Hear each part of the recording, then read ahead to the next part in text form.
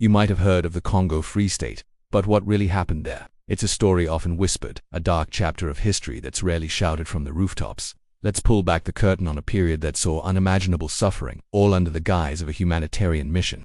It all started with one man, King Leopold II of Belgium. In the late 19th century, Europe was in a frenzy, carving up Africa in what's known as the Scramble for Africa. Leopold, hungry for a colonial empire to boost Belgium's prestige and his own wealth, saw his chance in the vast resource-rich Congo basin, but he couldn't just take it. He needed a good story. So, he sold the world a beautiful lie. At the Berlin Conference of 1884 to 1885, where European powers divided Africa amongst themselves, Leopold presented himself as a great philanthropist. He promised to bring civilization, Christianity, and commerce to the people of the Congo. He pledged to end the Arab slave trade in the region. The international community bought it, and they handed him personal control over a territory 76 times the size of Belgium. He named it the Congo Free State, but free was the last thing it would be. Almost immediately, Leopold's philanthropic mask slipped. The state wasn't a Belgian colony, it was his private property. His real goal wasn't saving souls, it was extracting wealth. And the Congo had two resources he coveted above all: ivory and, later, rubber. The rubber boom at the end of the 19th century, fueled by the invention of the pneumatic tire, turned Leopold's focus entirely to this red rubber. This is where the story turns truly nightmarish. To extract the maximum amount of rubber as quickly as possible, Leopold created a brutal system of forced labor. He established a private army, the Force Publique. This militia was made up of Congolese men, often conscripted against their will, and led by white European officers.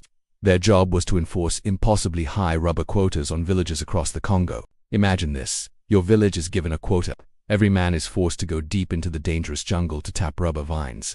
If you fail to meet the quota, the punishment is swift and horrific. The Force Publique would raid your village, taking women and children hostage until the men brought back the required amount of rubber.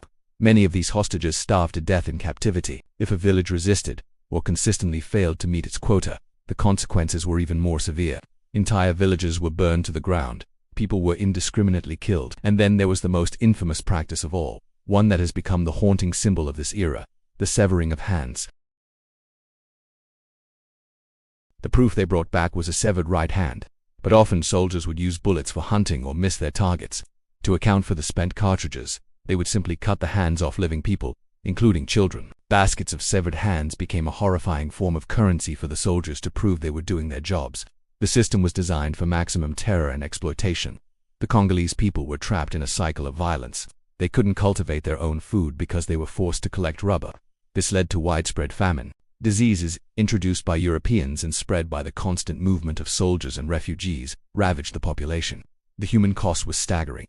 While exact figures are impossible to know, historians estimate that the population of the Congo was slashed by as much as 50% during Leopold's rule. That's a loss of somewhere between 10 and 15 million people. This wasn't just a result of direct killing, it was a demographic catastrophe caused by murder, starvation, exhaustion, and disease. It was a holocaust hidden in the heart of Africa. For years, this brutality went on largely unnoticed by the outside world. Leopold was a master of public relations, carefully controlling the flow of information out of the Congo. He funded magazines and journalists to paint a rosy picture of his civilizing mission. But you can't keep a secret that big forever. Whispers started to escape. Missionaries who witnessed the atrocities began to speak out. Shipping clerks, like a man named Edmond Dean Morel, noticed something wasn't right. He saw ships arriving from the Congo filled with valuable rubber and ivory, but the ships going back carried only soldiers, guns, and ammunition, no trade goods. He deduced that this couldn't be free trade. It had to be a system of slavery. Morel became a crusading journalist and activist. He teamed up with Roger Casement, a British diplomat who was sent to the Congo to investigate.